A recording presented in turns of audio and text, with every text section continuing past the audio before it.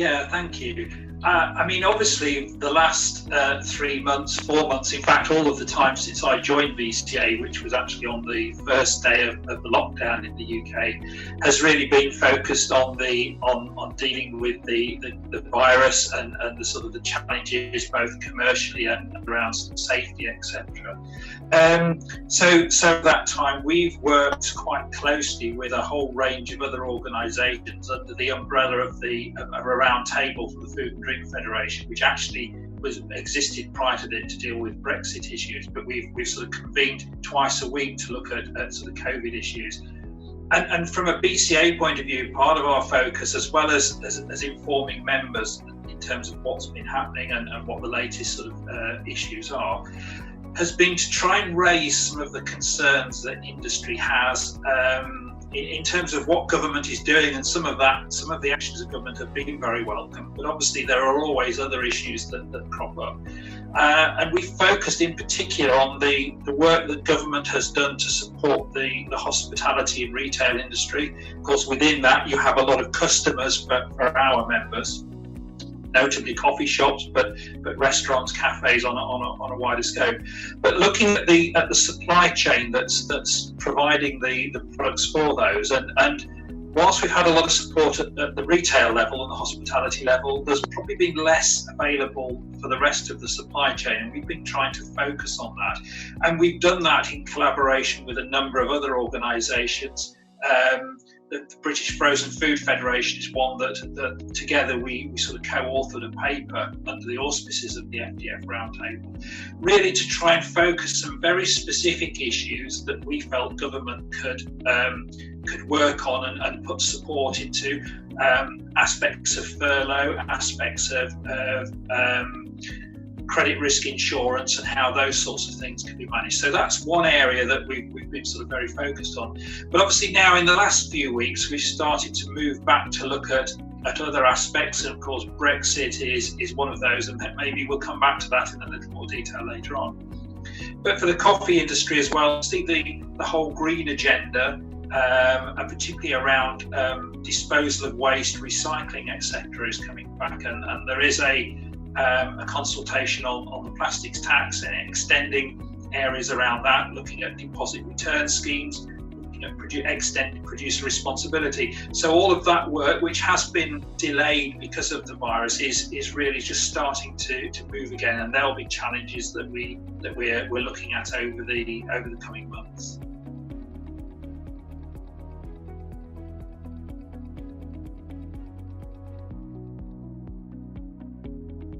I think we've been very keen that EFSA and indeed our own Food Standards Agency have come out and suggested that, as far as all of the available evidence is, that food is not a transmission route in itself, and that's very important for people to understand.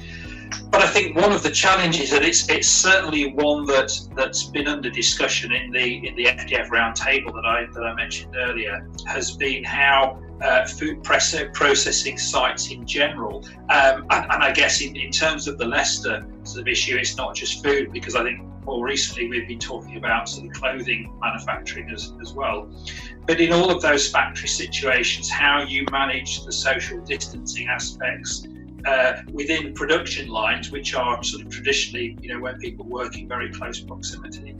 And I think, one of some of the evidence that seems to be coming out, and the government is talking about, is that actually in a number of these areas, it's probably not the processing site or the factory that's the sort of the original vector of this, but maybe a lot of the people that are working in those sort of factories are coming from a very sort of small area. They probably all live in the same sort of part of the town or the city.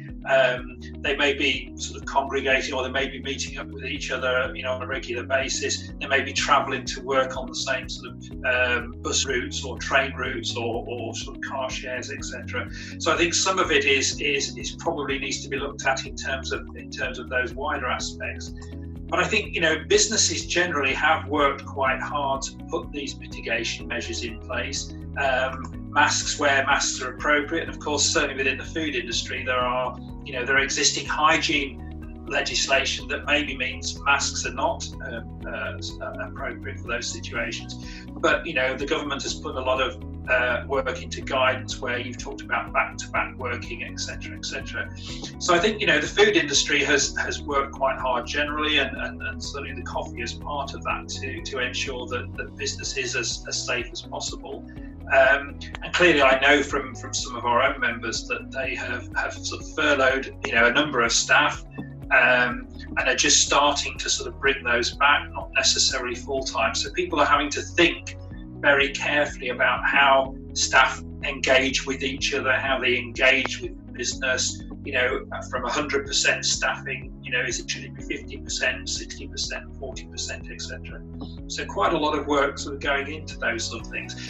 But I think, more generally, the evidence seems to be, or the recognition is that, this is a virus that is going to be with us for some time. There will be outbreaks that occur in all sorts of areas, which simply reinforces the need for us all to maintain those very basic things such as social distancing, still the 2 meters where you can, the hand washing, the sanitisation, etc. Which is a lot of common sense, and it's I recognise that sometimes people momentarily slip for whatever reason, their attention is drawn elsewhere. But I think we can all play a big part in those sort of managing those basic aspects and trying to limit the potential for any sort of future outbreaks, whether it be sort of regional, local, or widely.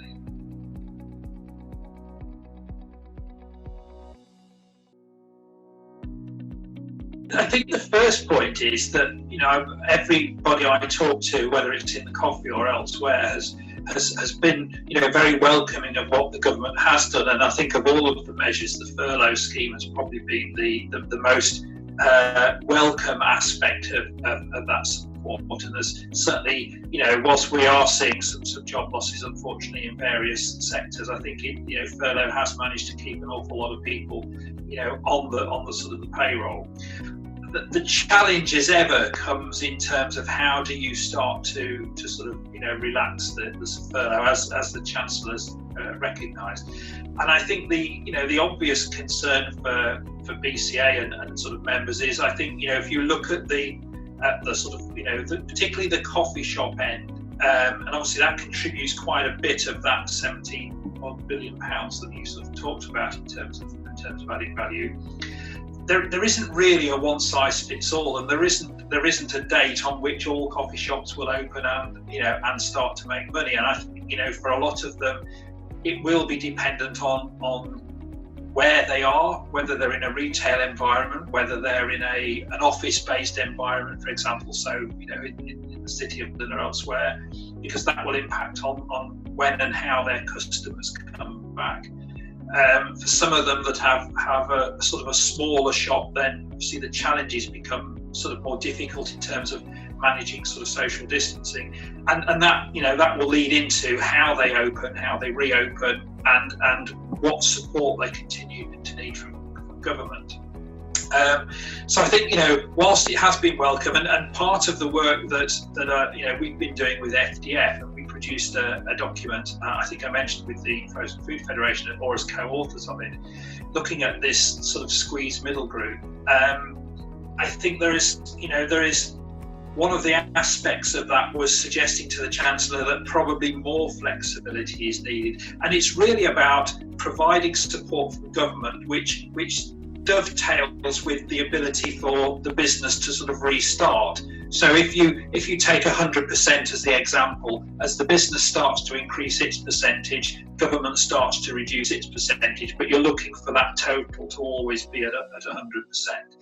And I think, at the moment, we haven't sort of seen the flexibility extend quite to that extent. But obviously we are, as of today, the sort of 7th of July, waiting to see what the Chancellor is going to say later on this week. So there may be more flexibility. And I think, the Chancellor has been very good at identifying the challenges for business generally. And I think, has put in place some very specific measures. And I think we're just looking to have more sort of specific measures and more flexibility as we go forward.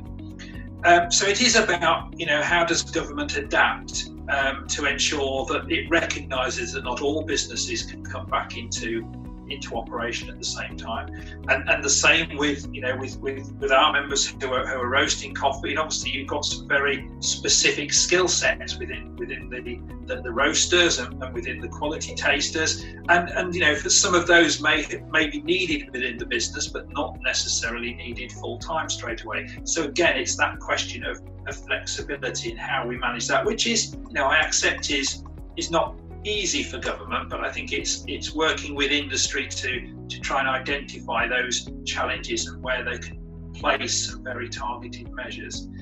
But I think overall, and one of the interesting things as we start to come out is does seem from all of the evidence so far that people's desire for a coffee, whether that's at home, whether that's at work, whether that's out in the high street, is as strong as ever. And we've seen increased retail sales and online sales, which have gone some way to compensating for the drop in the sales at retail level. And I think this social aspect of having a coffee with friends is something that people have missed most in the last 4 months. And so hopefully once we are all allowed to get out, and I've certainly been to a couple of coffee shops in the local town sort of in the last 2 or 3 weeks, and they've had queues, which is good. So I think coffee is one of those industries that as soon as people are out and about, they will be heading for the coffee shops.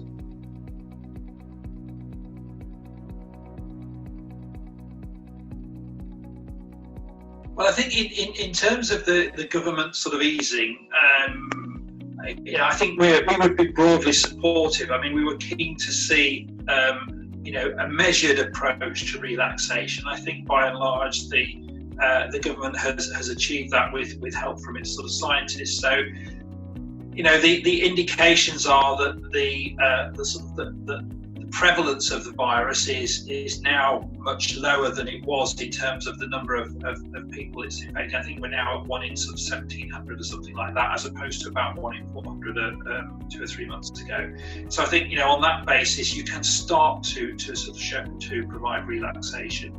And clearly for government it is always a balance between protecting sort of health and safety, but also protecting the economic situation and commerce as well. So you're always striving to sort of hit that sort of median, and I think to a large extent that they've done so, because clearly that it's imperative that we do get the economy going again, and running it in these sort of measured stages has been sort of welcome. I mean, there have been some sort of challenges in terms of how England, Scotland, Wales, Northern Ireland have done it, but by and large there has been a reasonable amount of similarity across the board. In terms of how we've approached it, I mean, we've, as with most trade associations, we've been trying to get information out to sort of members, but conscious that we don't want to overload them with information. So we've been striving to do it on an as-needed basis. I mean, that's been at least weekly. It's often been more than that. We've been feeding information which has come both direct from government, but also from the sort of the wider roundtable, the FDF roundtable that we're sort of part of, because that's a route into officials that we as BCA may not be able to sort of manage all of those on our own. So we're sort of grateful for being part of a bigger sort of business family or organisational family, as it were, to sort of deal with these issues. And again, we're sort of trying to ensure members are aware of the responsibilities that are placed on them as an employer in terms of maintaining sort of the measures to protect their staff, to providing information if it's at sort of retail level, helping them to understand where the advice, where the guidance is for sort of restarting businesses as well.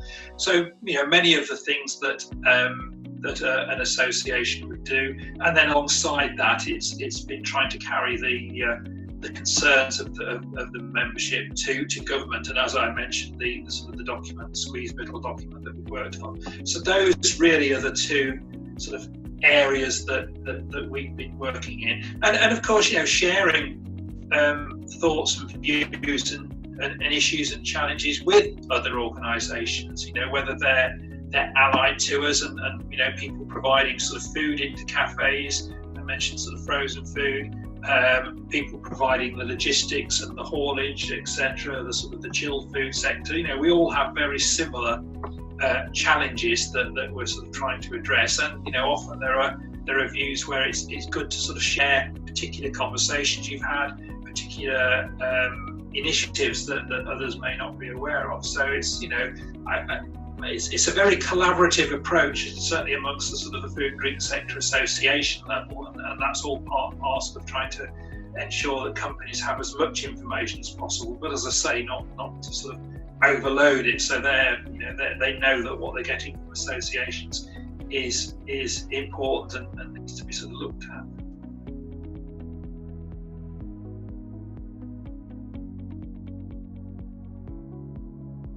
Well, I guess we're all still trying to work out what new normal actually means, and in reality, the sort of the new normal will continue to evolve, won't it? As the sort of the relaxations ease. But I think if we're honest, we must all expect the social distancing aspect and the hygiene, the hand washing, etc., to be with us for a number of months yet. So that's the sort of new normal that we're working to, and I guess whilst we're all expecting that or hoping that we will see a vaccine at some point, we probably need to think about that as again coming no earlier really than the end of this year. So we need to stay alert. From a coffee point of view, I think, as I mentioned, our view at the moment is that the customers are keen to continue their effectively love affair with coffee. It's getting close to 100 million cups a day that we drink in the UK, and I think that overall total has not changed significantly, but of course where people drink it and how they do has done. So in a way, new normality means for example, I'm drinking more coffee at home than I did, and probably less in shops, but when I get the opportunity to go out, I will, I'm sort of taking it. And I think the industry as a whole has had to adapt quite quickly to how does it sell its coffee, through what channels does it use, and whilst some businesses already had an online presence and have been able to use it, others have had to essentially start that online presence from scratch. But even those that have, a lot of them have found it has been sort of very successful. There is the demand there, and I guess most of them will see the new normal as being selling more of their product online than they did before the sort of the end of March this year. Some people have had online sort of services, coffee services, go up by over 200% over the last sort of 3 or 4 months. I think the bigger challenges, as we all know, are in the sort of the retail level, and we look at what supermarkets did to get us to operate their facilities or their shops quite safely, and I guess we take some indication from them in terms of looking at how they operate people in and out of shops, how they queue, and I guess how you order, and the number of apps that are being made available for people to order before they get to a shop has increased, and I guess they will continue. Electronic payments over apps, etc. So you're actually spending much less time in the shop. You've decided what you want, you've ordered it, you've paid for it. You're just going in the shop to pick it up. And those areas that have an outdoor space, again, particularly for the next 2 or 3 months while we enjoy the summer, how do they maximise that sort of space? But inside, again, how do they restructure the floor space to make it work for them as much as possible within the sort of the new guidelines? And we've seen a lot of one-way systems in all sorts of shops. That works well, but it has its limitations. And clearly people have had to put more staff into shops to help to manage that, to guide people, to sort of manage payments, etc. And then I think if we move away from the sort of the retail and look more at the sort of supply chain, clearly all aspects or all parts of the industry have had to sort of work hard on this, from warehousing. And I know, very early on we had members putting out information that how they were going to manage, say, for example, their warehouse, how that was going to limit the the throughput of that space within a day, limitations on who can work in there, how they manage their staff sort of rotas, and that will continue for a period of time as well. Down to having hand sanitisation, which for most businesses is something that they may have had to some extent, but certainly not to the extent that they need them now.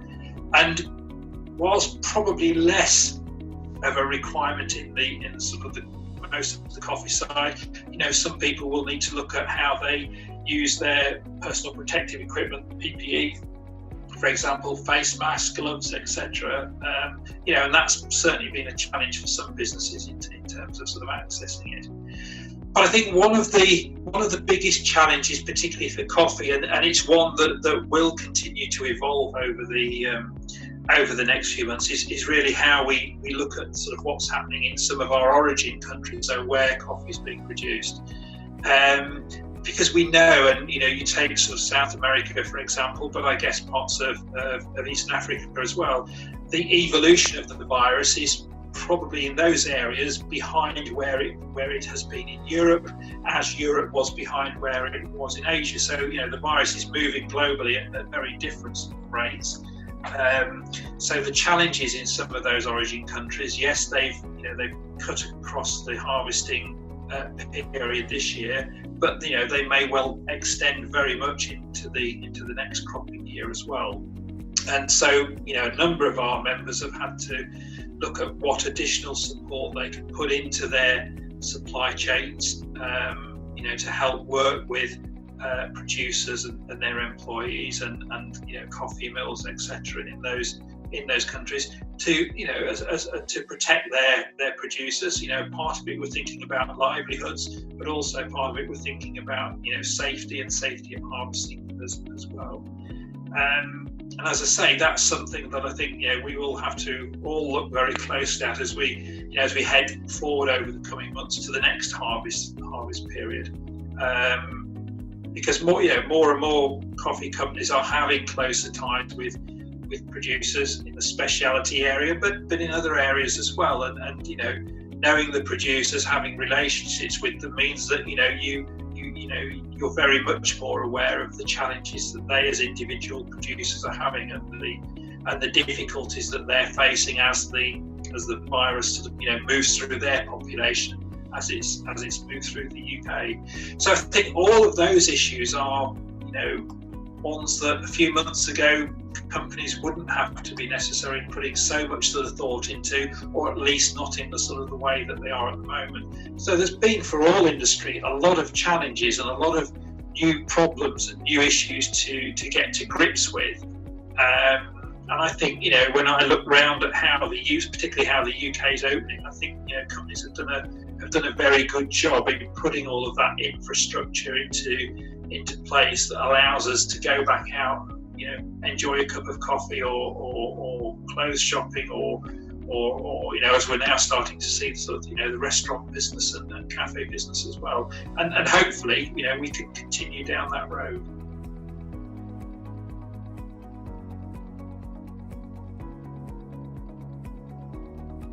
I think your question really encapsulates for me some of the biggest challenges, just putting sort of the virus aside for one moment, some of the biggest challenges that the industry has over the next few decades. But of course, pricing is something that's here with us now and has been for the last sort of, number of years on a sort of cyclical basis. As you said at the start, I've come from the sort of the agriculture sector. And I guess I do recognise some of the sort of the challenges that we've had in other crops in terms of this sort of pricing, sort of the cyclical nature, the impact of currency, exchange rates, the sort of futures market activity. Some of those are obviously the same. Clearly, when you have an annual crop such as soya or maize or corn or wheat, you have probably a number of different opportunities to look at how you do things compared to a coffee producer who's producing producing from a tree that's got a lifespan of a number of years. So those are real sort of challenges for me. And as I say, coming into the industry, the interest I have is very much, how do we look at this longer term resilience first? How do we make coffee producers resilient over the longer term and not just over the sort of the shorter term? And I think with climate change, we do have to recognise that we will need to look very closely at practices and changing climatic conditions. We may need to look at greater unpredictability of market. We may need to look at where coffee is grown in the future compared to where it's grown at the moment. But I think also, what investment can we put into the breeding of coffee plants for the future? And there are movements, there are technologies, smart technologies in plant breeding coming around now. And how do we ensure that coffee accesses those in the same way that other crops do, whether that's in terms of better resilience to temperature change, better resilience of the crop to pests and diseases, or even to water availability. And we know, for example, that water availability is one of the biggest challenges that all farmers are going to face going forward over the next sort of 20, 30 years. So I think there is a need to look at how do we collaborate more in some of those areas. And one of the challenges certainly that I have coming in, I think, is understanding how associations, and not just BCA, but all of the associations across the consuming countries and also the producing countries can play their part in working towards this sort of more resilient future. I think, I mentioned the sort of the issue of new varieties, and it is interesting that the coffee perhaps doesn't have the input of plant breeding sort of in the way that other crops does, and that's been certainly something that I've learnt about. But I look at what's going on in World Coffee Research. I look at what's going on in the UK, and I'm keen to get down to talk to people at Kew Gardens as soon as I can, to talk about some of the work that they've been doing, and even today reading about what's going on through researchers at Huddersfield University. And then you have the Global Coffee Platform, Sustainable Coffee Challenge, and then some of the certification bodies, Rainforest Alliance, Fair Trade.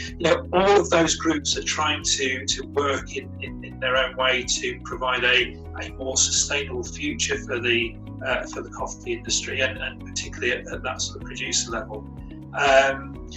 And I guess, to some extent, it's understanding how we coordinate all of that work to ensure that it is doing what it sort of needs to do. And certainly, I was reading again just yesterday afternoon, actually, before this interview, at the ICO's sort of latest coffee break, because I think the version 3 has come out sort of recently, and looking at what they've been trying to do through their public-private initiatives. And really, I recognise most of the things that they're trying to do, and clearly they're the right things in bringing people together. And it will take a little bit of time, unfortunately. And I think, people have to accept that, these sorts of challenges are not dealt with overnight. They do take commitment from everybody, but they do also take some time to work through. And it's how, we as an association play our part in that, and also communicate some of these issues back to the ultimate consumer, because I, as a coffee drinker, want to be enjoying coffee for the next 20 or 30 years, at least, bearing in mind where I am in my sort of own life cycle.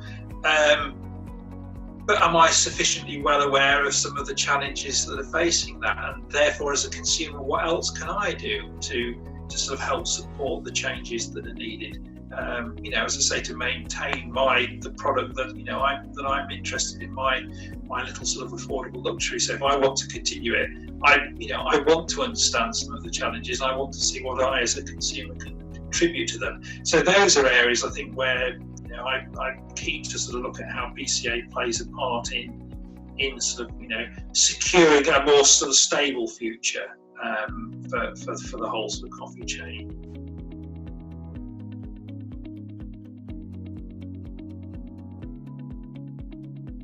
I think our sustainability and communications committee, approximately 2 years ago, so well before I started, sort of put in place a sort of 3-year or multi-year program, really looking at this whole sustainability area and how coffee needed to be more sustainable, both in terms of the production, but as we get towards the end, in terms of the use of say cups and how we consume coffee.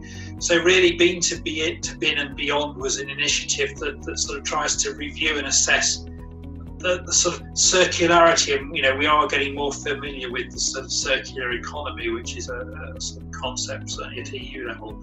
But how you've sort of mapped that whole circularity of the chain, right from the sort of production of the bean to, as we said there, the bin. So when that final sort of product, whether it's the capsule and its remnants of coffee, whether it's the sort of coffee cup, etc., are put into the bin, and then how do we deal with those products beyond that? So that's getting into the whole sort of area of recycling.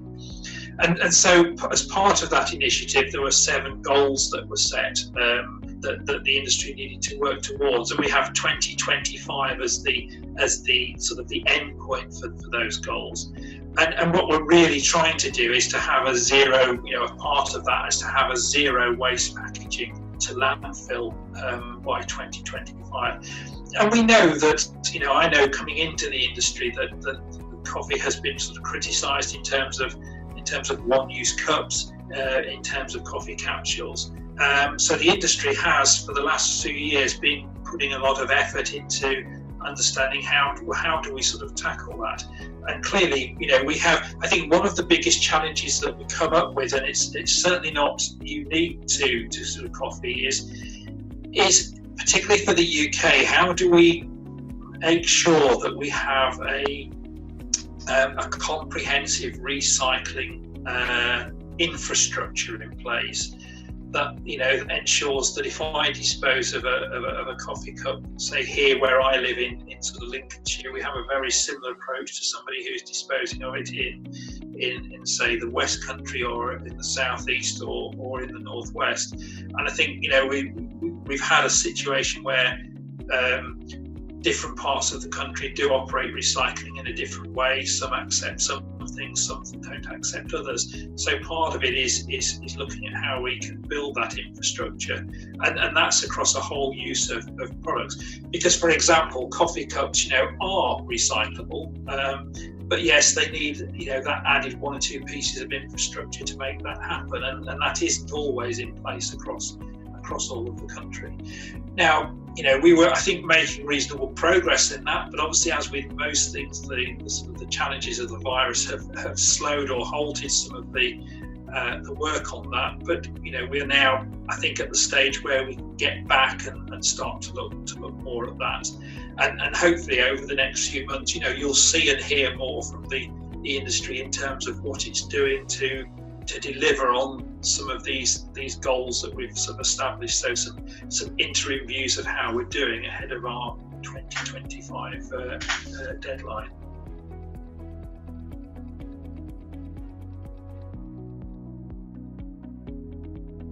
Yes, well, I mean, I've had the fortune, or you may say misfortune, to be dealing sort of fairly heavily in Brexit issues really for the last sort of 4 years in my previous role, and certainly as part of this. And I think the one thing that's most interesting, we're talking again about the prospects of a no-deal Brexit ahead of the end of this year. And I think most people are of the view that if that is where we end up, it's certainly not going to be the same as the no-deal Brexit we were forecasting at the end of last year. And I think for coffee, as with a whole range of other sectors, tariffs are one of the big sort of challenges that would come with a no-deal Brexit. Because as we know, if we don't have a deal, then we are on the most favoured nation tariff status under the WTO, which is the tariff that is available to sort of all. So for coffee, yes, the tariff levels that we would see imposed are certainly not at the levels of some of the products in the industries that I've come from, where we were looking at 40, 50, 60%. But even around the sort of 8 to 10% that we sort of see in coffee, that is quite a challenge. And particularly for coffee, where you do see a lot of movement of coffee between the UK and other parts of the EU, not necessarily because it's being traded, but because it's being moved for sort of processing. For example, Germany has a lot of the EU infrastructure in terms of producing decaffeinated coffee.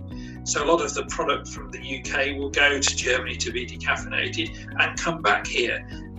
That's not really a trade, that's a sort of process. Now there are processing reliefs that could be available, and we're keen to understand that a little bit more. But again, how making progress on those is dependent on getting a little bit further down the road with the negotiations.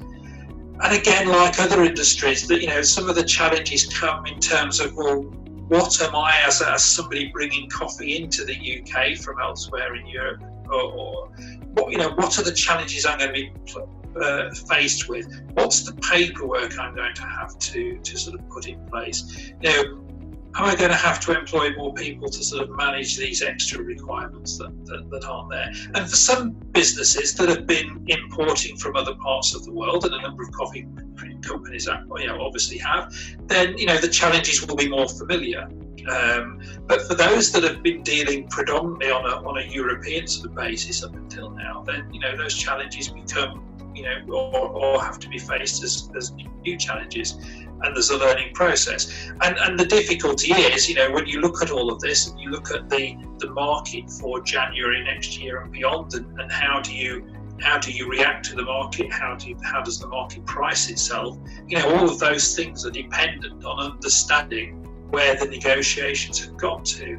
And at this stage, there is so much uncertainty still about where sort of Brexit leaves us, not only in terms of the arrangements with the EU, but also the range of third country agreements that the EU has. And for example, we've had members talking to us about Mexico. Will the UK be able to roll over the continuity agreement with Mexico or not? At the moment it hasn't been, but it's very unclear why it hasn't been. Is there a particular problem? Is it just that it will happen but not until later in the year? And not understanding that makes it very difficult for businesses to sort of plan. And I think this understanding what's happening and being able to plan for it is the one thing that really we're waiting on. And then obviously going forward, how will the UK start to move away from Europe in terms of its regulatory structure, and what challenges will that sort of put in place? We know as we move out of the EU, there will be labelling challenges. There will be need to have a presence in the EU if you're wanting to market in the EU. That's common across all sort of sectors.